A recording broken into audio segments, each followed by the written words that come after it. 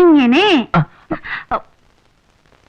Surely, ഞാനിതുവരെ കർണാടക സംഗീതമാണല്ലോ കൈകാര്യം ചെയ്തത്. ആന്റിയോട് പറയാതെ ഇനിയിപ്പോ വെസ്റ്റേൺ മ്യൂസിക്കും പഠിച്ചാൽ രണ്ടും അവതാളത്തിലാവോ? ഏയ്, അങ്ങനെ ഒന്നും ആവൂല.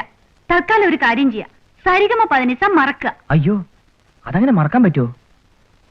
ആദ്യത്തെ പാഠമല്ലേ അത്?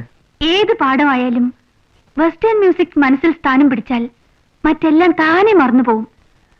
Go ahead. ശരി, എങ്കിൽ തുടങ്ങാം. അങ്ങനെയല്ല, ഇങ്ങനെയാ ഗിറ്റാർ പിടിക്കേണ്ടത്. അല്ല, ഇതിന്റെ സ്വരസ്ഥാനങ്ങൾ രണ്ടിനും ഒരേ സ്വരങ്ങൾ തന്നെ. ആ, എങ്കിൽ വലിയ ബുദ്ധിമുട്ടുണ്ടാവില്ല. വായിച്ചാട്ടെ. അങ്ങനെയല്ല,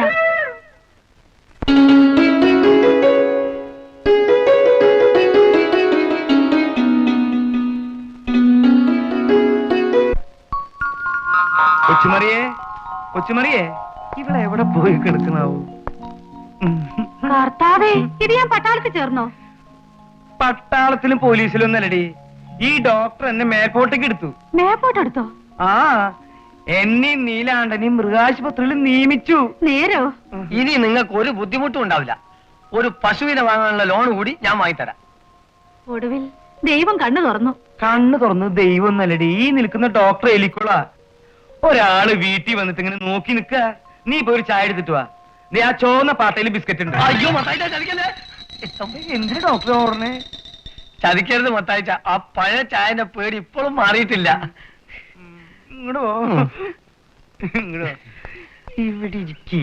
അല്ല, ആ ചോന്ന ടീനിലുള്ള പഴയ ബിസ്ക്കറ്റ് ഇപ്പോഴും തീർന്നിട്ടില്ലല്ലേ?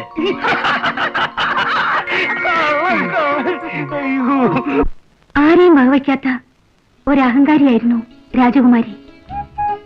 പക്ഷേ പാവപ്പെട്ട കലാകാരന്റെ കഴിവിന് മുന്നിൽ അവൾ തലകുനിച്ചു. എന്നിട്ട് എല്ലാം മറന്ന് അവൾ അവനെ സ്നേഹിച്ചു. എന്ത് ത്യാഗം സഹിക്കേണ്ടി വന്നാലും അയാളോടൊത്ത് ജീവിക്കണമെന്ന് അവൾ തീരുമാനിച്ചു. മെടുക്കി.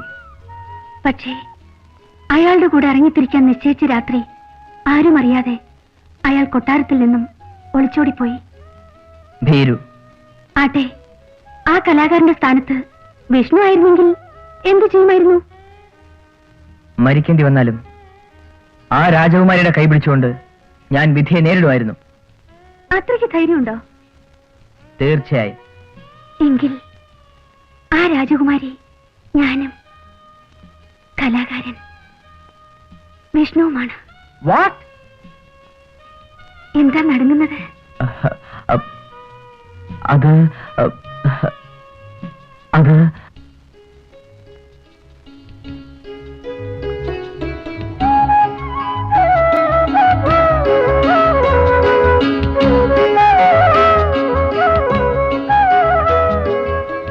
Vishnu, I love you with all my heart.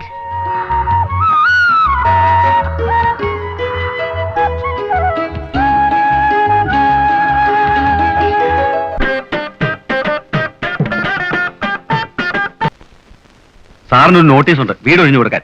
വീട് ഒഴിഞ്ഞു കൊടുക്കാനോ? അതെ സാർ, അഡ്വക്കേറ്റ് പ്രേംകുമാർ വഴി രജനി അയച്ചിരിക്കുന്ന നോട്ടീസാണത്. വാട്ട്? വീട് അവളുടെ പേരിലല്ലേ സാർ, അതുകൊണ്ട് അവൾക്ക് നോട്ടീസ് അയക്കാൻ അവകാശമുണ്ടല്ലോ. അവൾ അത്രയ്ക്കായോ? സാർ, ബഹളം ഉണ്ടാക്കരുത് സാർ, ഞാൻ ഒന്ന് പറയുന്നു കേൾക്ക് sir. Please sir, sir please. ഞാൻ പറഞ്ഞു കേൾക്ക് സാർ. സാർ നിൽക്കണം sir, sir please. Sir sir sir നിൽക്കണം സാർ, സാർ പ്ലീസ്. രജനി, എടാ Rajani. What you want mister Sunny Cherian? I want to see Rajani. No, എന്റെ ക്ലയന്റ് ഇപ്പൊ കാണാൻ താല്പര്യമില്ല. രജനി ചുമതലപ്പെടുത്തിയോണ്ടാണ് ഞാൻ നിങ്ങൾക്ക് എവിക്ഷൻ നോട്ടീസ് അയച്ചത്. നിങ്ങൾക്ക് എന്തെങ്കിലും പറയാനുണ്ടെങ്കിൽ അത് കോർട്ടിൽ പറയാം. എന്താണ് കാണിക്കുന്നത്? പ്രേംകുമാർ അവളുടെ അഡ്വക്കേറ്റ് ആണ്. Why do you call with him? Let us go. Come on, please. I won't leave her. നടന്നു സാർ, നടക്ക്. പോയോ? പിന്നെ പോവാതെ എങ്ങനെയെങ്കിലും അവനെ ഇവിടുന്ന് ഇറക്കി വിടണം. ഞാൻ ഏറ്റു.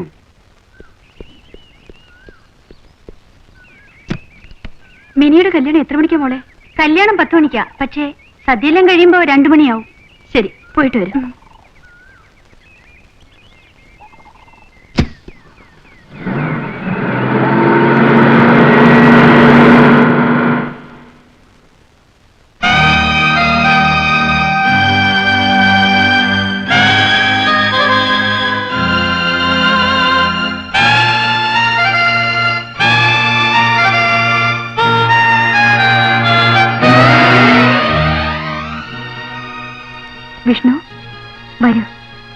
എനിക്കൊരു കാര്യം പറയാനുണ്ട്. എന്താ ആന്റി? പറയാം, വരൂ.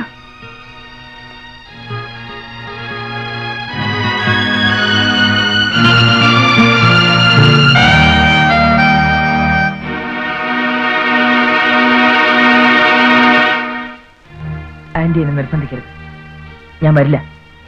നിനക്ക് എന്ത് പറ്റി വിഷ്ണു? ഷർലി വരുന്നതിന് മുമ്പ് ആന്റി തന്നെയല്ലേ എന്നോട് പറഞ്ഞത് ഇനിയും നമ്മൾ തമ്മിൽ തെറ്റായ ഒരു ബന്ധം ഉണ്ടാവരുതെന്ന്. അതുകൊണ്ട് ഇനി ആ തെറ്റ് ആവർത്തിക്കരുതെന്ന് എന്റെ മനസാക്ഷി എന്നോട് പറയുന്നു. വിഷ്ണു, ഷർലി വീട്ടിലില്ല. എനിക്ക് നിന്നോട് ചില കാര്യങ്ങൾ പറയാനുണ്ട്. അതിവിടെ വെച്ച് തന്നെ പറയാമല്ലോ. നോ, എന്റെ കൂടെ വരൂ. വരാണ്.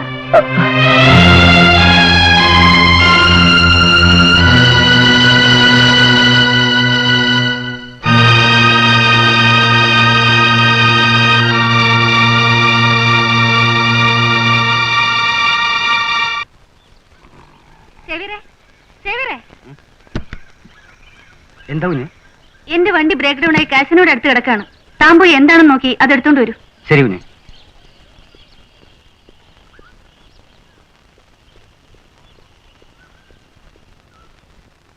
ഷെർലി കാലത്തെ കല്യാണത്തിന് പോയതുകൊണ്ടാ നമുക്ക് ഇന്നൊന്ന് കൂടാൻ പറ്റിയത് വിഷ്ണു. അവൾ ഒരു പാവം പെണ്ണാന്റി. നമ്മുടെ ഈ ബന്ധത്തെക്കുറിച്ച് അവൾ അറിഞ്ഞാൽ വളരെ മോശമാ.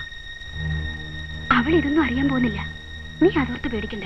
ഇത് അവസാനത്താണ് ആന്റി. ഇനി വിളിച്ചാൽ ഞാൻ ഇങ്ങോട്ടേക്ക് വരില്ല. ഞാൻ പോകുന്നു. അവളെ വൈകുന്നേരമേ വരൂ. എന്നാലും പൊയ്ക്കോ.